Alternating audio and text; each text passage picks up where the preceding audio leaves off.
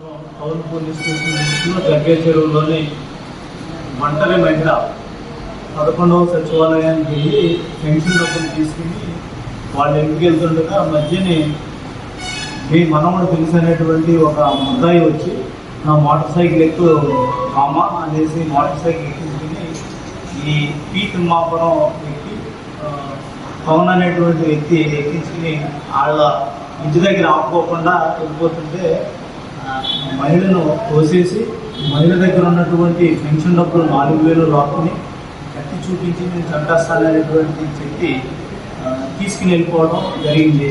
దాన్ని మా ఎస్పీ గారి ఆదేశాల ప్రకారంగా డిఎస్పీ గారు ఉత్తర్వుల ప్రకారంగా వెంటనే టౌన్ ఎస్పీ గారు ఆధ్వర్యంలో ఒక క్రైమ్ పార్టీని ఏర్పాటు చేసి 24 గంటల్లో ముద్దాయిని ట్రేట్ చేసి అరెస్ట్ చేయడం జరిగింది.